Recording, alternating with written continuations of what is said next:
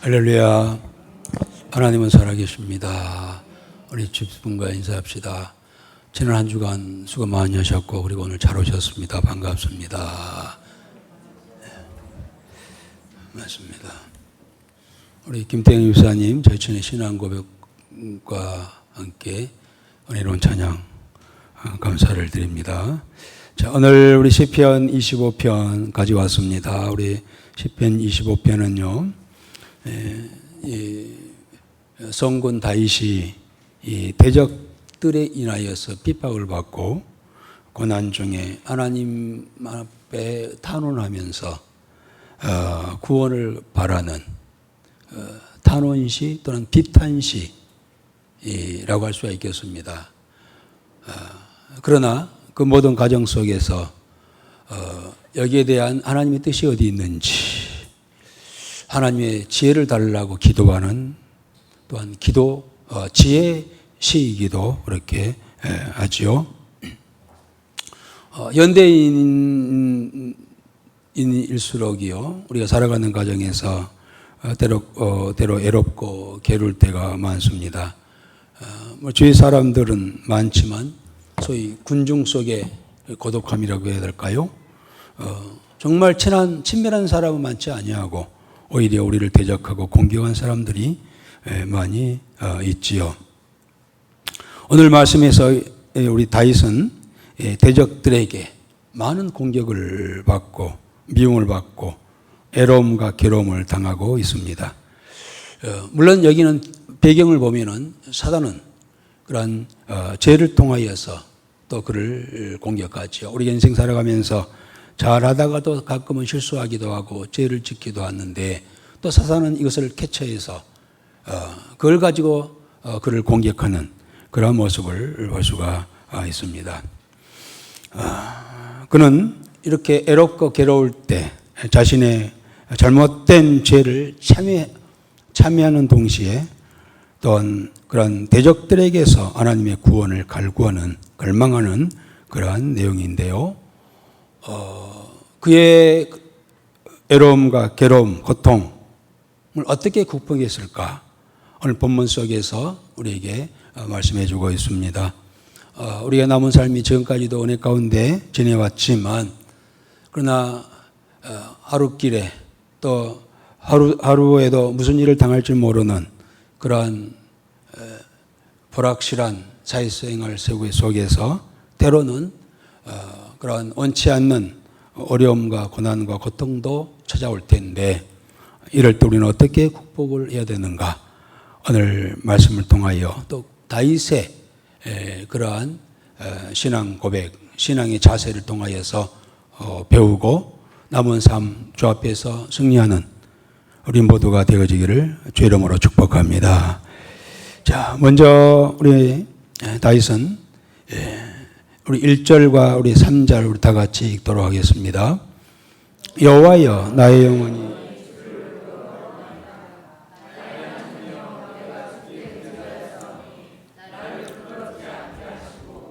나의 영혼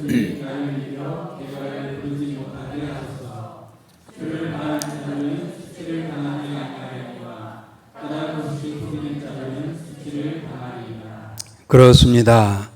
그가 이제 제가 대충 배경은 이야기했습니다만은 극한 그런 고난 고통 속에서 그가 할 수 있었던 것은 1절에 나왔습니다만은 박찬양 앞으로 나와 앉아요. 제일 앞에 와서.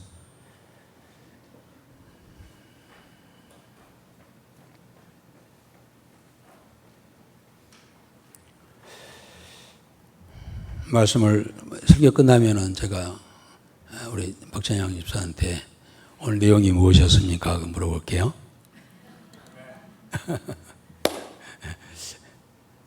또 어떤 은혜를 받았습니까? 물어볼게요. 그러려면 적어야 되지 않겠어요? 됐어요. 중요한 말씀을.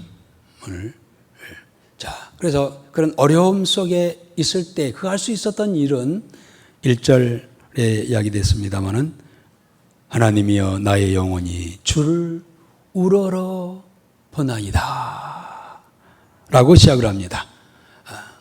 이 기도 자체가요, 지금 다윗이 얼마나 애롭고 고통스러웠는지를 우리가 알 수 있는 대목이라고 할 수가 있겠습니다. 그러나 그때 그는 생명의 근원이신 주를 바라보며 우러러보며 하나님을 의지하고 그 앞에 나가 기도하는 모습을 볼 수가 있습니다. 그는 믿음이 있었어요. 어떤 믿음일까요?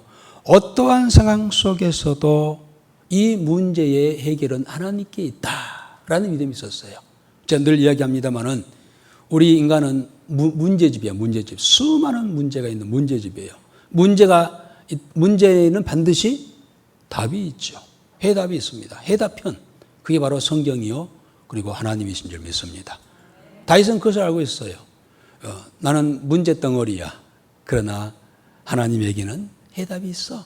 그 믿음이 늘 평상시에 있었기 때문에 이런 어려운 일을 당하였을 때도 그는 하나님 앞에 나가서 주를 우러러보며 간절히 기도하는 그런 모습을 볼 수가 있습니다. 지금 주위에서 그를 괴롭게 했던 인물들이 누굴까요? 물론 그 배경에는, 뒷배경에는 악한 영의 사단의 역사이지만은요, 그들은 그 시대의 사울왕 또는 압살롬, 이런 자들을 통하여서 다윗을 얼마나 괴롭게 합니까? 그를 속이고 그를 죽이려고 쫓아다니는 그들 아니었겠습니까? 가룟 유다도, 신약 성경의 가룟 유다도요, 사실 예수님을 속이고 예수님의 마음을 아프게 했던 그러한 자였죠. 그러나 3절에 보면은요, 주를 바라는 자들은 수치를 당하지 아니하려니와 까닭 없이 속이는 자들은 수치를 당하리이다 라고 그런 고백하고 있습니다. 그렇습니다. 이유 없이 고난과 고통을 주기고 속이는 자들에게는 수치를 당하게 하신다는 것도 다윗은 알고 있었습니다. 결국 어떻게 됐나요? 그를 그렇게 모함하고 위협하고 죽이려고 했던 사울과 압살롬, 또 은 30이 탐이 나가지고 예수를 배반하고 했던 이 가룟 유다의 말로는 어떻게 됐나요? 그들은 하나같이 수치를 당하게 되었다는 것이죠. 그러나 다윗은 어떤 상황 안에서도 하나님 앞에서 진실한 그런 자세를 가졌습니다. 때문에 그런 위협 속에 비겁하지 아니하고 거짓말하지 아니하고 정정당당하게 진실되게 하나님 앞에 섰을 때 적들은 수치를 당하게 했지만은 하나님께서는 다윗에게 수치를 당하지 않게 하시고 오히려 영광스럽게 하시고 다시 그를 이 통일 왕국의 왕으로 세워 주시고 메시아의 조상이 되게 하시는 그런 은혜를 그에게 허락해 주셨습니다. 오늘 우리가 애롭고 괴로울 때 우리는 먼저 사람을 찾아가기 쉽죠. 또한 세상 사람들은 술을 찾고 마약을 찾기 쉽습니다. 그러나 우리 성도들은 애롭고 힘들고 고통스럽고 어떤 문제가 있고 극한 상황일수록 하나님을 찾고 하나님께 나아가 기도해야 될 줄 믿습니다. 왜냐하면 하나님은 내 편이시기 때문에 그렇습니다. 나를 도우시는 하나님. 세상 사람들은 나를 다 배반하고 나를 다 버린다 할지라도 하나님은 결코 나를 버리지 아니하시고 항상 내 편이 되어 주시기 때문인 줄 믿습니다. 다윗은 이 믿음이 확고했습니다. 오늘 우리 문제 앞에 섰을 때 먼저 사랑을 찾기보다 하나님께 무릎 꿇는 믿음의 성도들이 되어지기를 주 이름으로 축복합니다. 계속해서 다윗은 말합니다. 우리 4절과 5절이죠. 여호와여, 주의 도를 내게 보이시고 주의 길을 내게 가르치소서. 주의 진리로 나를 지도하시고 교훈하소서. 주는 내 구원의 하나님이시니 내가 종일 주를 기다리나이다. 그렇습니다. 누구든지 다 마찬가지겠습니다만 급작스러운 어려움이 닥쳤을 때 당황하지요. 어떻게 해야 되지? 이거 어떻게 하면서 아주 안절부절하면서 그렇게 어떻게 해야 될지 방향 감각을 잃어버리는, 어디로 가야 될지 어떻게 될지, 더 심하면 답답하여 공황 상태에 이르게 되지요. 이게 이제 인간의 연약한 모습이라고 할 수가 있겠습니다. 다윗은 사울과 또한 압살롬의 그러한 공격을 받을 때 어떻게 해야 할지 몰랐습니다. 당황했습니다. 오늘 4절 5절 보니까 그 당황한 모습이 역력히 드러나고 있습니다. 물론 다윗은 이때도 하나님께 나갔습니다. 그 이유는 지금 당장 그 앞에 있는 문제 해결만이 그 원하는 게 아니었던 것이죠. 다시 말하면 이 어려움에 있어서 이 고난과 이 고통과 이 문제에 있어서 하나님의 뜻이 무엇인가 알기를 원하는 다윗의 모습을 볼 수가 있습니다. 지금 하나님이 내가 갈 길을 몰라 방황하고 있습니다. 그러나 여기에 대해서 하나님의 뜻이 어디에 있습니까? 무엇을 원하십니까? 내가 무엇을 어떻게 하기를 원하십니까? 주의 진리로 나를 지도하시고 교훈하소서 라고 그렇게 기도하고 있어요. 당장 이 문제를 해결해 주세요가 아니라 이 문제에 대한 하나님의 뜻이 어디 있습니까? 더 깊이 더 한 발짝 더 앞서서 다윗은 그렇게 구하고 기도하는 것을 볼 수가 있습니다. 이게 중요합니다. 우리는 어떤 문제가 생기면은요, 그 앞에서 막 당황해서 어찌할 줄 모르고요, 빨리 이 문제만 해결되기를 원하지만은, 그러나 다윗은요, 이 문제에 대한 하나님의 계획이 있지 않겠습니까? 뜻이 있지 않습니까? 그게 뭡니까? 라고 묻는, 또 그 뜻을 따라서 내가 순종하며 나가겠습니다.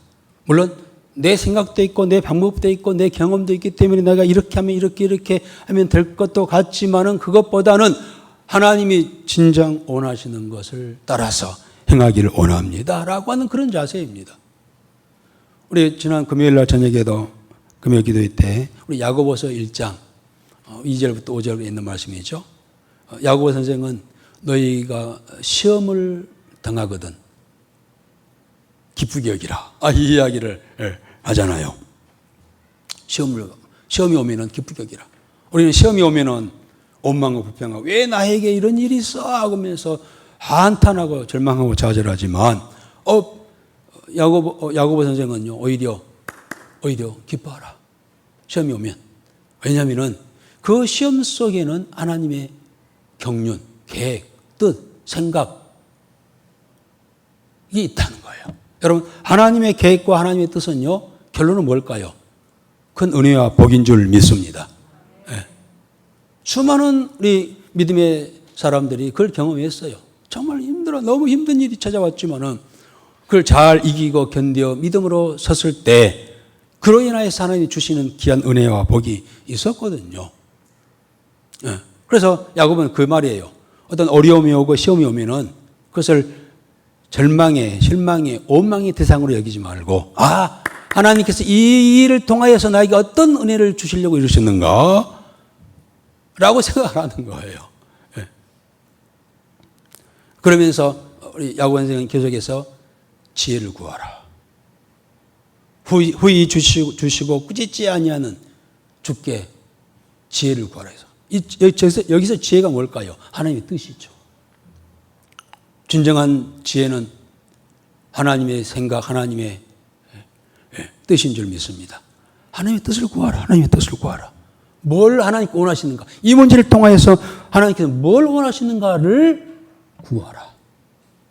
라고 이야기를 하잖아요. 그래요. 우리 성도들은요, 이 정도는 나가야 돼요. 아주 초보적인 신앙, 이렇게 해야 될까요? 좀 힘든 일 있고 어려운 일 있고 하면은 당하면서 어쩔 줄 모르는데, 좀 성숙한 성도는요, 그래.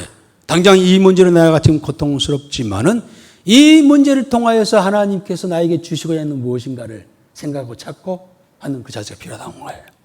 아멘. 그래서 다윗은 하나님이여 그 뜻을 주시기 전까지는 내가 한 발짝도 움직이지 않겠습니다.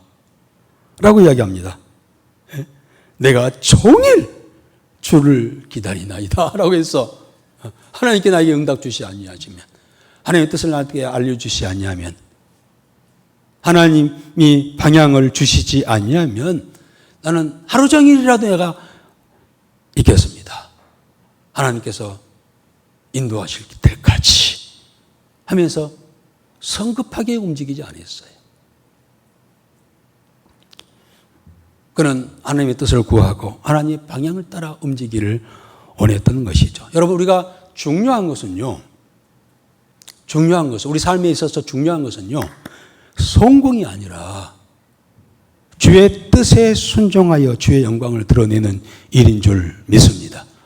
우리는 성공이라는 것만 앞에 놓고 막 따라가다 보니까요, 헛길로 가고 나쁜 길로 가고 못된 길로 가고 제약길로 가고 그리고 실패의 길로 가고.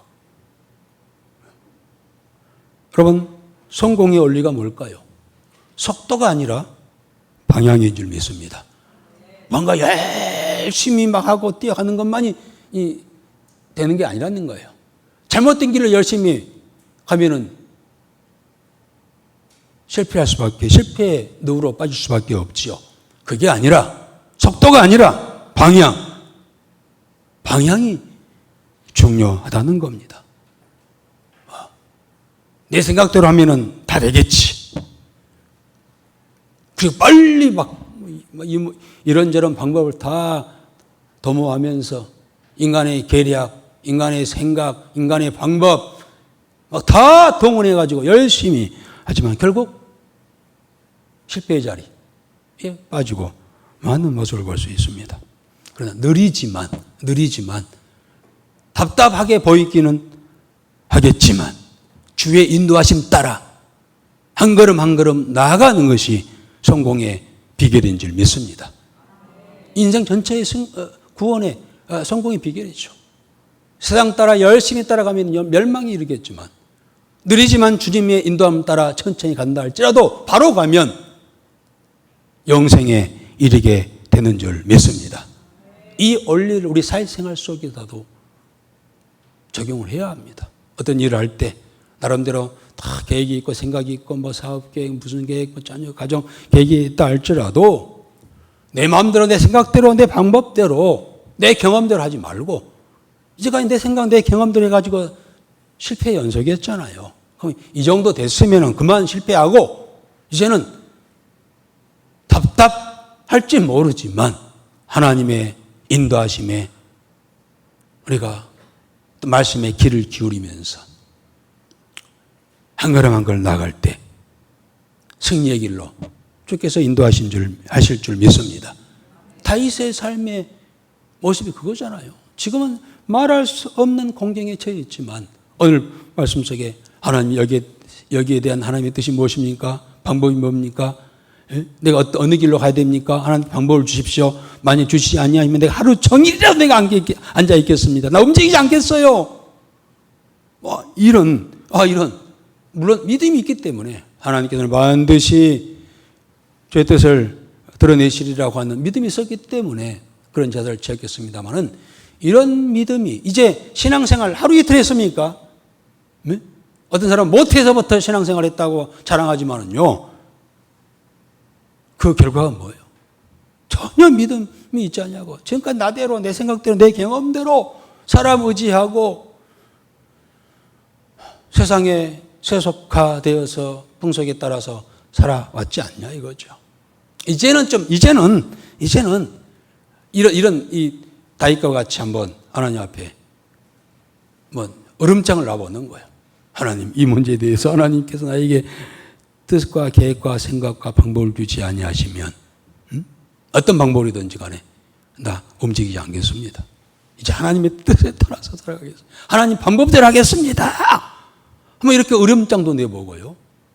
믿음을 한번 고집해보고. 아멘. 그러면서 다윗은요, 그렇게 얼음장만 놓고 있지 않았어요. 자신을 이 문제를 통하여서 자신을 돌아보는 계기를 삼습니다. 오늘 6절과 8절입니다. 읽어보겠습니다. 여호와여, 주의 긍휼하심과 인자하심이 영원부터 있었사오니 주여 이것들을 기억하옵소서. 여호와여, 우리 젊은 시절의 죄와 허물을 기억하지 마시고 주의 인자하심을 따라 주께서 나를 기억하시되 주의 선하심으로 가옵소서. 여호와는 선하시고 정직하시니 그러므로 그의 보로 죄인들을 교훈하시리로다. 중요한 이야기입니다. 여러분, 우리가 어떤 문제가 앞에 놓여 있을 때요, 자신을 돌아보는 성찰하는 그런 자세가 필요합니다. 우리의 애로움이나 고통이나 이 고난과 고통이요, 나의 죄에서부터 오는 것일 수도 있습니다. 다윗은 그것을 깨닫는 것이죠. 여호와여 주의 공률하심과 인자하심이 영원부터 있었사오니 주여 이것들을 기억하옵소서. 여호와여 내 젊은 시절의 죄와 허물을 기억하지 마시고. 진짜 다윗이 말하고 싶지 않는 그런 부끄러운 일이에요.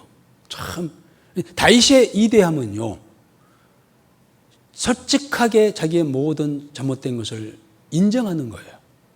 내려놓는 거예요. 우리는 감추려고 막 2겹, 3겹, 또 그것을 감추려고 또 다른 것까지 막 하다 보니까 꽁꽁 묶여 있지만은요, 다윗의 또 훌륭함 중에 하나는요, 잘못된 것이 있으면 그대로 드러내는 거예요. 과거에 본인이 이야기했습니다만 내 젊은 시절의 죄와 허물을 기억하지 마시고 라고 이렇게 했습니다. 젊을 때요, 밧세바를 범했잖아요. 그리고 그걸 아내로 취하기 위해서 그의 남편이었던 우리아를, 장군이었죠. 충신이었어요. 다윗에게 충신이었던 우리아를 전선에 제일 앞에 세워놓고요, 다 후퇴하였어요. 그래서 갇혀가지고 적에게 죽음을 당했습니다. 다 계획된 거였어요. 와, 교묘한, 다윗의 교묘한 술수였어요. 그래가지고 결국 다윗은요, 아주 중대한 범죄를 저질렀잖아요. 그것이 드러나가지고 그걸 또 감출 수도 있었어요. 그 당시 감출 수 있었지만은요, 나단 선지자 앞에, 나단 선지자가 그걸 지적하잖아요. 왕이요, 당신이 하나님 앞에 이러한 죄를 지었습니다. 무엇이라고? 여봐라, 저 나단 선지자를 당장 감옥에 가두고 내일 아침에 처형시켜라 하면은요, 꼼짝없이 죽을 수 있는, 살해할 수 있는, 처형할 수 있는 그런 권력이 다윗에게 있었어요. 그런데 다윗의 그 말을 듣고요, 그 앞에 무릎을 꿇잖아요. 물론 나단 선지자 앞에 무릎 꿇는 것이 아니라 하나님 앞에 무릎 꿇지, 하나님 내가 잘못했습니다 하고 철저히 침상이 흘린 눈물이, 그가 자고 잤던 그 침상이 물에 뜰 정도로, 비유입니다만은 그렇게 철저하게 회개의 눈물을 흘렸죠. 그런데 그게 계속 그 마음에 걸린 거예요. 다윗은 철저히 회개하고 하나님께 용서해 주었지만은 어떤 문제가 있으면 그 문제를 자기가 스스로가 나타낸 거예요. 베드로는 회개한 다음에 그는 길을 가다가도요, 닭이 꼬끼요 하고 울면은요, 무릎 꿇고 눈물을 철철 흘리면서 또 저 앞에 회개했다고 하잖아요. 왜냐하면 베드로는 예수님께서 그렇게 말씀하셨어요. 베드로야, 베드로는 그랬잖아요. 우리가 제자들이요, 예수님께서 그 말씀하셨어요. 너희가 얼마 있지 아니하면 나를 다 버리고 떠나가리라 라고 했어요. 그때 베드로는 예수님 무슨 소리입니까? 저들 다 예수님 버릴지라도 나는 절대로 예수님 안 버립니다. 무슨 소리입니까? 나는 끝까지 예수님 지킵니다. 뭐 그렇게 호언장담했다고 했잖아요. 그때 예수님께서 닭이 울기 전에 너는 나를 3번 부인하리라 라고 말씀하셨어요. 이게 무슨 말인가 말했어요. 진짜 그는 십자가 끌려가는 예수님 앞에 가다가 사람들이 저 베드로도 예수 지자야 라고 손가락질하니까, 나 예수 몰라 위협하니까 죽을까 봐, 나 저 예수 몰라, 난 몰라 3번 부인할 때 새벽 닭이 울었다고 했잖아요. 그때 베드로는 깜짝 놀라서 예수님 말씀이 기억나가지고 펑펑 울면서 이렇게 얘기하죠. 그 뒤로부터 베드로는 이제 길 가다가도 잠을 자다가도 새벽에 닭이 울면은요, 무릎 꿇고 주님, 내가 그때 그 젊은 시절에 혈기방장할 때 내가 정말 겸손하지 못하고 교만하여서 내가 그런 이야기도 하고 그런 행동을 했나이다. 나를 용서해 주세요. 하면서 오히려 자기를 낮추는 그런 계기가 됐어요. 그래서 끝까지 승리하고 성공했습니다만은 아마 다윗도 그랬던 것 같아요. 그는 씻을 수 없는 인생의 어점을 남겼지만은 그것이 오히려 다윗을 끝까지 완주할 수 있는 성공의 라인까지 갈 수 있었던 어떤 방법 중에 하나가 있지 않았을까라는 겁니다. 오늘도 그가 무진장 그런 고통 속에서 자기를 살고 있어요. 그들을 사울을 미워하고 압살롬을 미워하고 간신배들 막 미워하고 할 수도 있겠지만은 그들을 미워하지 않고 그들을 탓하지 않고 자신을 돌아보는 거예요. 하나님, 이 모든 어려움이 나의 잘못된 것으로 온 줄 아나이다. 그러나 이제라도 내 젊은 시절의 제 허물을 기억하지 마시고 이제는 내가 다시 새 사람 됐지 않습니까? 내가 예수로 말미암아 새 옷을, 그리스도의 새 옷을 입었지 않습니까? 이제는 새롭게 된 나를 보아 주시옵소서 라고 그렇게 기도를 하고 있습니다. 여러분, 우리가 때로는요, 과거의 실수와 잘못 때문에요, 하나님 앞에 나가기를 꺼려하고 또 기도하려고 해도 무슨 염치로 내가 염치 없어서 기도 못한다는 사람이 있어요. 하나님 너무 잘못해가지고. 아니죠. 다윗도 그럴 수도 있겠죠. 염치 없어, 부끄러워. 그러나 그걸 솔직하게 드러내놓고 그 자존심이 문제입니까? 지금 죽느냐 사느냐인데 그 자존심이 문제라는 거예요. 여러분, 기도가 안 될 때 때로는 그러한 과거의 일 때문에 막히고 부끄럽고 염치 없고 해서 그냥 하는 경우가 있을지 모르지만 솔직히 다윗처럼 회개하고 인정하고 회개하고 하나님 나 이런 사람입니다. 그런데 지금은 아니지 않습니까? 라고 하는 그러한 믿음의 자세도 우리에게 필요하게 되는 줄 믿습니다. 다윗은요, 하나님 나를 인도하여 주시고 도와주시고 얘기해 주세요 라고 할 때 무조건 나에게 막 도와주세요 아니, 안 했어요. 죄를 다시 한번 자신을 돌아보고 잘못된 것이면 털어내고 잘라내고 씻어내고 하고 하나님 앞에 나가는 이런 다윗의 모습을 볼 수 있습니다. 여러분, 우리는 사실 솔직히 기도의 제목들이 많이 있잖아요. 그런데 안 하잖아요. 안 한 이유가 뭡니까? 여러 가지가 있겠습니다. 행여 이런 과거에 있었던 죄로 인하여서 하나님 앞에 부끄럽고 염치 없어서 그런 것이라고 한다면 다윗처럼 솔직히 드러내놓고 하나님, 내가 천부여 의지 없어서 손들고 옵니다. 주 나를 박대하시면 내가 어찌하겠습니까? 하면서 주 앞에 한 걸 나아가는 성공의 길인 줄 믿습니다. 승리의 길인 줄 믿습니다. 축복의 길인 줄 믿습니다. 아멘. 계속합니다. 우리 9절부터 11절까지입니다. 읽겠습니다. 온유한 자를 정의로 지도하시며 온유한 자에게 그의 도를 가르치시리로다. 여호와의 모든 길은 그의 언약과 증거를 지키는 자에게 인자와 진리로다. 여호와여, 나의 죄악이 크오니 주의 이름으로 말미암아 사하소서. 그렇습니다. 문제 해결의 첫 번째 방법이라면은 자기를 성찰하고 회개하는 일이요. 두 번째는 온유함, 겸손을 버리고 온유한 마음으로 하나님 앞에 서야 한다는 겁니다. 그는 하나님께서는 그거 알고 있어요. 하나님, 온유한 자, 또한 그의 약속의 말씀을 지키는 자를 하나님께서 도우시는 분이신 것을 다윗은 알고 있었습니다. 그래서 다윗은 과거에 그러한 잘못된 것들로 인하여서 아주 혹독하게 훈련받잖아요. 혹독하게. 딱 죽기 직전까지 가잖아요. 혹독하게 훈련받은 그가 온유해졌어요. 그의 혈기, 젊었을 때 그 혈기, 그 교만이 무뎌진 거예요. 깨진 거예요. 그리고 온유해졌습니다.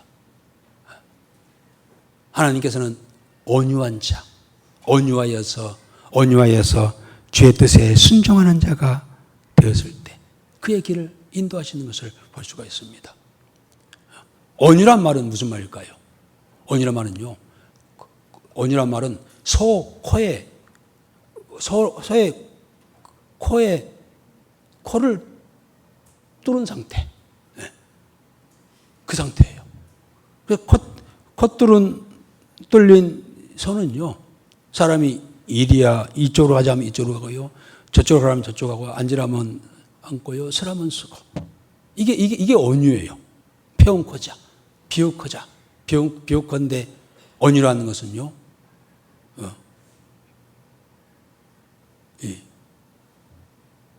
코 뚫린 소의 모습이에요.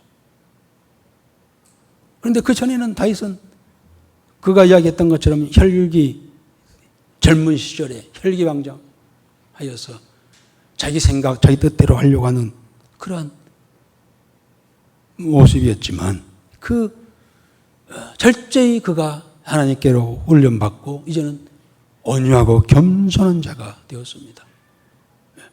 그리고 제가 하나님의 뜻이라면, 하나님께서 말씀하신다고 한다면 내가 무엇이라도 어떻게라도 하겠습니다 라고 하는 그런 겸손한 자세가 되었다는 겁니다. 여러분, 우리가 하나님의 인도함을 받으려면 온유하고 순종적인 사람이 되어야 될 줄 믿습니다.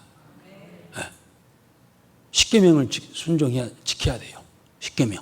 십계명 지켜서 우리가 구원받는 것은 아니지만은 구원받은 자들은요, 반드시 십계명을 지켜야 해요. 그래야 하나님의 인도함을 받습니다.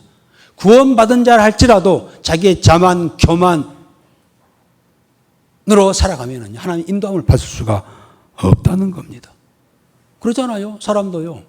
자기 말을 잘 듣는 사람에게 뭔가를 또 이야기해주고 또 뭔가를 시키고 하는 것이지, 말하면은 컵방이나 끼고 하면은요, 더 이상 말하지 않아요.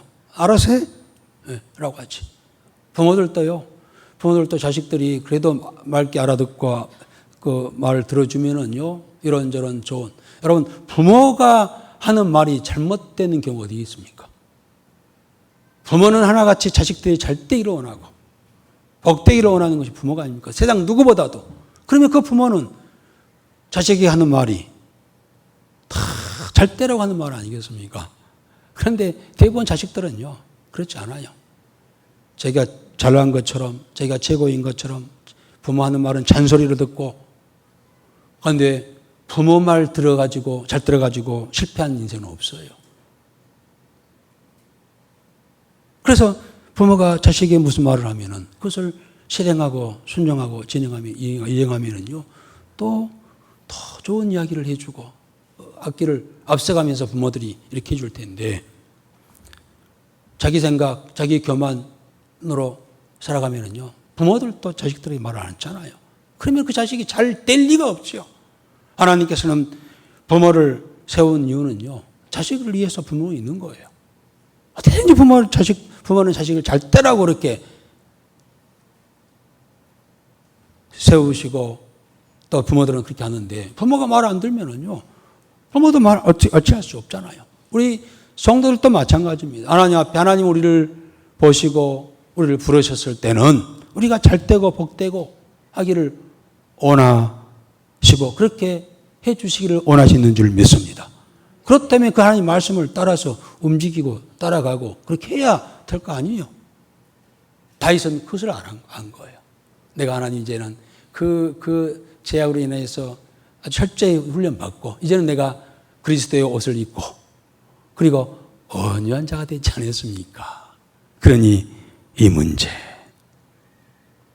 하나님께서 어떤 뜻인지 알게 하옵소서. 내가 그대로 실행하겠나이다 라고 고백하는, 요청하는 그러한 다윗의 기도의 자세를 우리가 볼 수가 있습니다.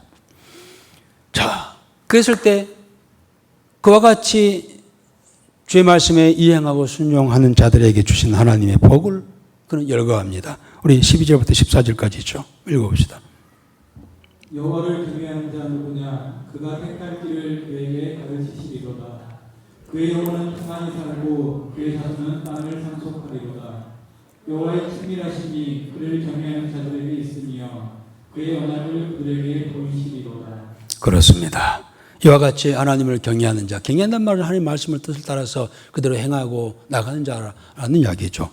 그들에게 주시는 세 가지의 복이 기록이 되어 있죠. 첫째는 그의 영혼은 평안히 살고,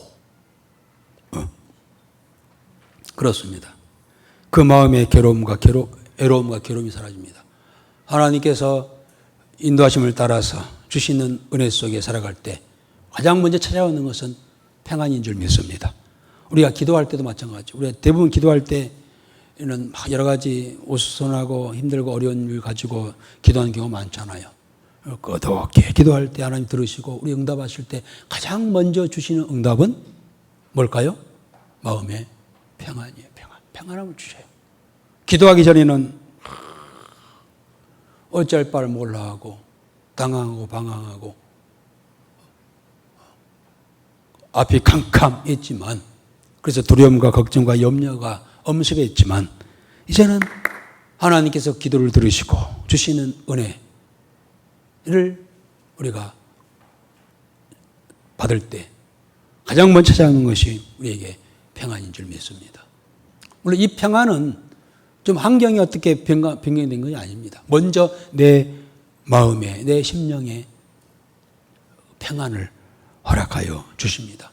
이게 우리가 아주 중요하죠. 우리가 살아갈 때 평안함을 누리며 살아간다고 하는 것은요, 중요합니다.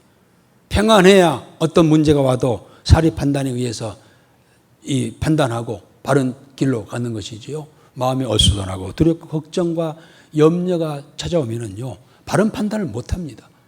평안한 가운데 일이 하나하나 진행되어지고 질서 있게 진행되어지고 이루어지는 그러한 은혜가 있게 되는 줄 믿습니다.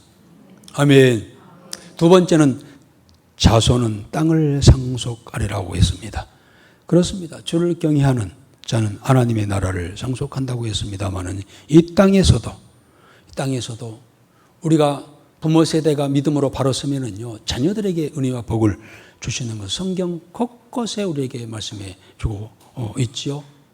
우리의 신실한 신앙은요, 자손들에게 복을 받게 하지요. 늘 우리 자녀들 위해서 많이 기도합니다. 기도하면서 우리가 생각해야 돼요. 내가 하나님 앞에 신실한 그런 신앙을 가지고 있는가?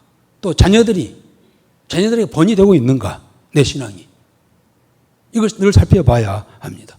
자녀들에게 뭐라고 지적하고 이렇게 요구하는 것보다도 우리 부모들이 하나님 앞에서 바른 신앙을 가지고 번이 되는 신앙을 가지고 갈 때에 자녀들은 그것을 보고 또 하나님께서는 자녀들을 축복하시는 귀한 은혜가 있게 될 줄 믿습니다.